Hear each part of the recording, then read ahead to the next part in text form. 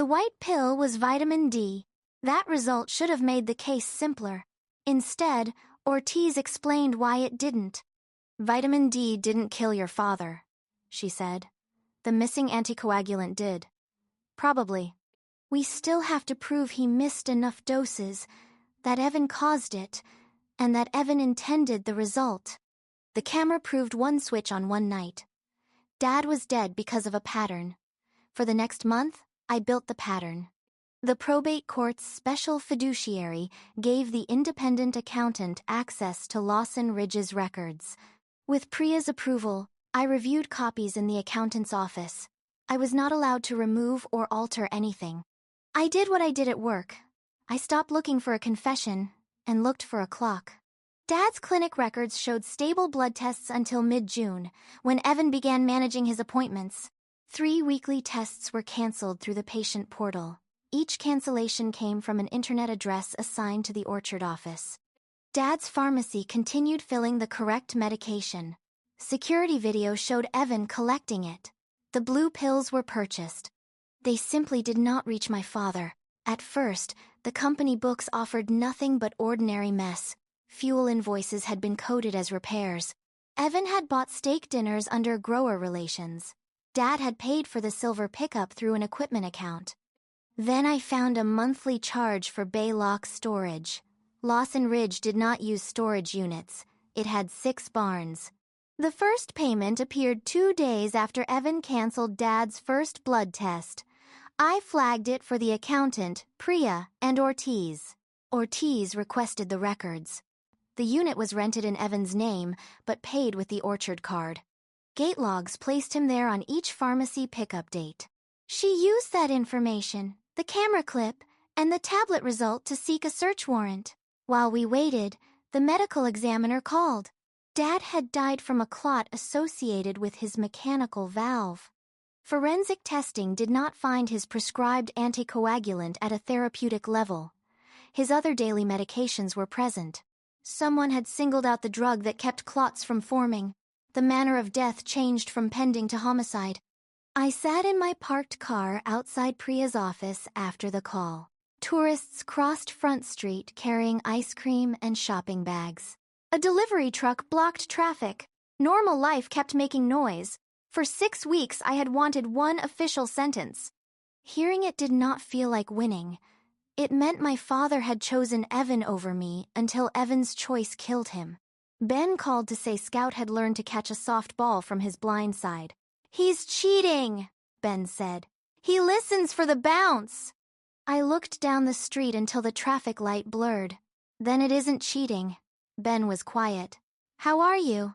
The medical examiner ruled it a homicide. "I'm sorry. I had heard condolences from 30 people at the funeral." Ben was the first who did not assume I was grieving only my father. "Scout can come home Monday," he said. "If you have somewhere you both feel safe." I rented a cottage near the bay. The search of Baylock storage happened on Tuesday. Ortiz did not tell me everything they found. She confirmed 3 things. The unit contained bags of Dad's blue pills, still labeled by fill date. It contained my mother's jewelry, and 2 boxes Evan had removed from my room. And it contained loan documents showing Evan owed more than $300,000 on a failed sports bar outside Petoskey. The balance came due 10 days after Dad signed the amendment. "Is that enough?" I asked. "It's enough for more warrants. Still not an arrest." Evan had an explanation for every separate fact. Dad hated the medication. Dad gave him the jewelry. Dad wanted to rescue him from debt. The pills in storage were being kept in case Dad changed his mind. Ridiculous was not the same as impossible. Then Dale asked for a deal. His attorney gave Ortiz the full message thread, not only the line about Scout. 20 minutes before the theft, Dale had texted, "Why does the dog have a camera?" Evan replied, "Because Mara doesn't know when to stop. Get rid of both before she watches it." Dale had answered, "You owe me." Evan's final message read, "When the trust pays, everybody gets paid." Priya read the exchange twice. He's still going to say he meant the camera and the dog, not Grant. "I know. We need the trust file." The attorney who prepared Dad's original estate plan had refused to draft the amendment. Her notes said Dad appeared disoriented during a video call and repeatedly asked Evan whether he had given the correct answer. 2 days later, Evan downloaded a form and hired a mobile notary. Olivia booked the appointment from her phone. She and a tasting room contractor served as witnesses. The contractor had already told Priya's investigator that Evan stood behind Dad during the signing and prompted him whenever he hesitated. Olivia refused to speak to us. Evan's plan no longer looked like a collection of ugly accidents. Every part drove the next. He isolated Dad from the clinic, replaced the medicine, secured the amendment, and hid the real pills. When Scout recorded him, he tried to remove the witness. All of it pointed toward the night he expected the county to call him president. Evan called me 3 days before Legacy Night. He had stopped leaving threats on voicemail. Priya's notice and North Coast's hold had taught him to sound reasonable. "We should settle," he said. "You offered $20,000 for a company valued at $8 million, for a claim Dad would have laughed at." Scout slept beside my chair in the Bay cottage. The fur around his missing eye had begun to grow back. "Then you don't need my signature," I said. Silence. The lakefront tasting room lender would not release construction funds while the trust was contested. Evan's personal lender had also learned he did not yet own Lawson Ridge. Both wanted proof the dispute was over. He needed me to stop being a daughter long enough to become a clean signature. "What do you want?" he asked. "Mom's jewelry." "Every box you took. $75,000. You'd walk away? Send Priya a written offer. If the property is returned and the terms are real, I'll review a release." I did not promise to sign. Evan heard what desperation told him to hear. He suggested we execute the agreement at Legacy Night so the bank, lenders, and board could witness the family putting its differences aside. "Dad always said private grudges shouldn't damage the business," he added.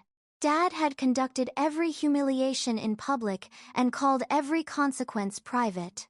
"Have the papers ready?" I said. After we hung up, Priya looked at me across her desk. "He thinks you're surrendering. He thinks money is the only reason anyone resists him." Ortiz had obtained warrants for Evan's laptop, phone backups, and financial accounts. She told me not to expect an arrest on my schedule. I didn't. My schedule concerned the story Evan was selling. On Legacy Night, in front of the employees whose jobs he had risked and the lenders whose money he had courted, he was going to call himself the rightful heir. The answer would already be in the room. Lawson Ridge had never looked more expensive. Lights hung between the cherry trees. A rented stage covered the cider barn loading dock. Waiters circulated with glasses from a limited batch labeled Founder's Reserve, my mother's recipe. Evan's portrait appeared on every bottle. Across the stage, a banner read, "Evan Lawson, President. The legacy continues." Priya arrived beside me in a dark blue suit, carrying one slim folder. I carried nothing. Scout remained at the cottage with Ben. Evan had already tried to erase one witness. I would not give him another chance. Olivia intercepted me near the packing room. Her engagement ring was bright enough to catch the string lights. "You're actually signing?" she asked. "Did you guarantee Evan's sports bar loan?" Her face changed. "What?" "Your name is on a personal guarantee for $312,000. I've never been to that bank." "Then ask him why your signature is in his storage unit." She looked toward the stage, where Evan was shaking hands with a lender. "You're lying. I brought the document number. Priya can show your attorney how to request a copy." Olivia did not ask Priya. She took out her phone and walked away. At 8, Evan climbed onto the stage. He thanked the growers, the board, and the men who had taught him that work was a form of love. He thanked Olivia for believing in the future he was building. Then he thanked my father. "Grant Lawson knew an inheritance isn't a prize for sharing someone's blood," he said. "It's a responsibility given to the person who stays." Applause rolled through the barn. He found me in the crowd. "Mara and I have had our differences. Tonight, She has agreed to honor Grant's final wishes and end the lawsuit dividing our family. That was not what I had agreed to. It was exactly what I expected him to say. An event coordinator guided me onto the stage. A table waited beneath the banner, with 2 copies of a settlement agreement and a gold pen. Evan held out his hand. I took the microphone instead. My cousin is right about one thing. An inheritance is not a prize for sharing someone's blood. His smile tightened. My father had every legal right to leave me nothing. If he had made that decision freely, I would have had to live with it. The barn quieted. 6 weeks before he called me home, Evan began canceling the blood tests that kept Dad's heart medication safe. 13 days before the call, an estate lawyer refused to change the trust because Dad could not answer her questions without Evan's help. Evan reached for the microphone. Priya stepped between us. I continued. Evan found a notary who did not ask enough questions. Then he picked up Dad's anticoagulant every week, hid it in a storage unit, and filled Dad's organizer with vitamins. Someone near the bar set down a glass too hard. Evan laughed. This is why Dad cut her out. She turns every family problem into an investigation. Scout's camera recorded you switching the pills. The laughter ended. I did not play the video. It belonged in 2 courtrooms, not on a party screen. I did not need to display my father's death for strangers to believe me. Evan looked toward the exits. You left, he said. I was the one who stayed. I took him to appointments. I fed him. I kept this place running while you counted receipts in Chicago. The words were almost identical to the ones he had used in the packing room after the funeral. This time, the entire room heard my answer. You did stay, Evan. Close enough to cancel his appointments. Close enough to count his pills. Close enough to turn his trust into your loan application. I set the unsigned release on the table. You didn't become his son. You became the chain of evidence. Priya opened her folder.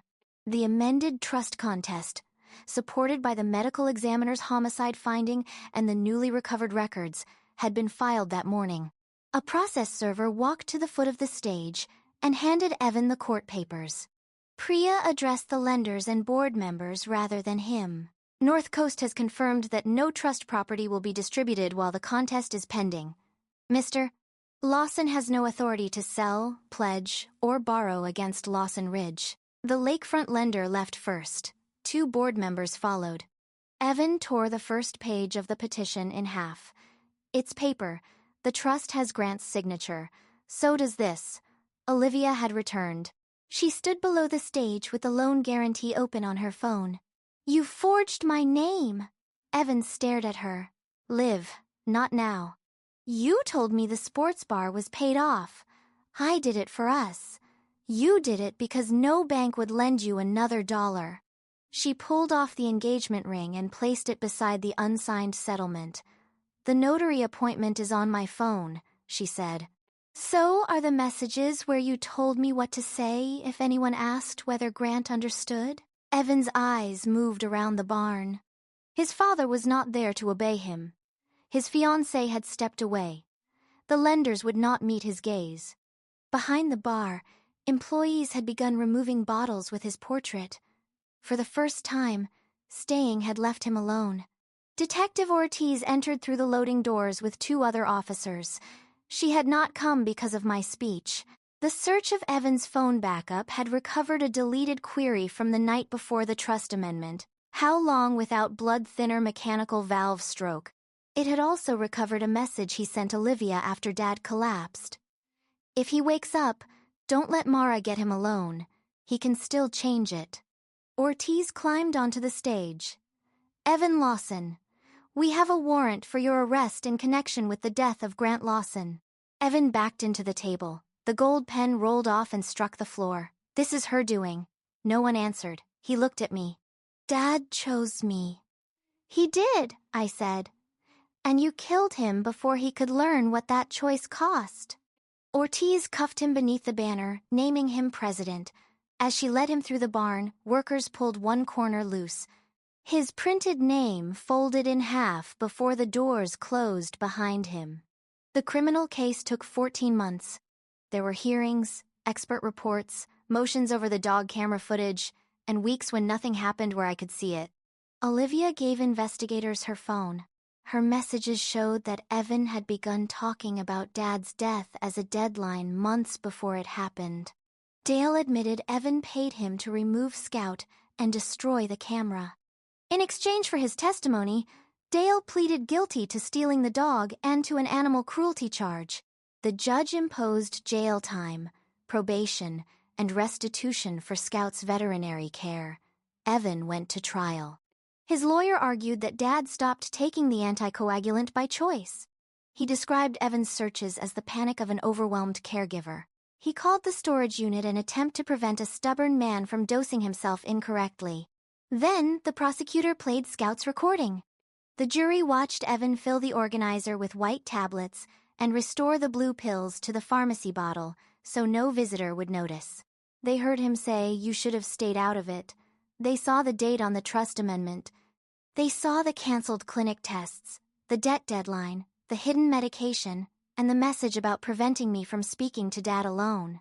The jury convicted him of second-degree murder. Probate court did not need to wait any longer. The judge found that Evan had controlled Dad's medical access, isolated him from contrary advice, directed the amendment process, and stood to solve an immediate financial crisis through the change. The amendment was void for undue influence. The criminal conviction created a second barrier. Evan could not inherit from the man he had intentionally killed. The earlier trust controlled. Lawson Ridge passed to me. Evan had expected prison to be a temporary wall between him and $8 million. The final probate order removed the dollars from the other side. I did not visit him. I did not need to watch him learn what the order meant. His lawyers delivered it. The county newspapers printed it. The lenders who had attended Legacy Night filed claims against the only property he actually owned. He lost the orchard, the title, and the story that he had earned either one. That was enough. In April, the oldest cherry trees bloomed white. I stood beneath them with the first ledger my mother kept for Lawson Ridge. It had been inside one of the boxes recovered from Evan's storage unit. Her handwriting filled the margins. Fuel totals, weather notes, workers' birthdays, the weeks my father had forgotten to pay somebody. On the last page, she had drawn a rough map of the North Rose and written 2 words beside a crooked square, Mara's trees. She had planted them the year I was born. I kept my job in Chicago. Lawson Ridge hired Rosa Alvarez, who had managed harvest crews for 18 years, as president. Ownership did not require me to become trapped by the place that had trapped my mother. It required me to stop pretending it had built itself. A new line appeared beneath the Lawson Ridge sign that spring, founded by Elaine Lawson. Ben brought coffee while Scout ran ahead of us between the rows. He had learned to turn his head before chasing anything on his blind side. He was clumsy only when he forgot he had survived. His old camera hung from a nail in my mother's restored workroom. Scout disappeared into a cloud of fallen petals, then raced back when I called. For once, nothing had to record him to prove he had been there.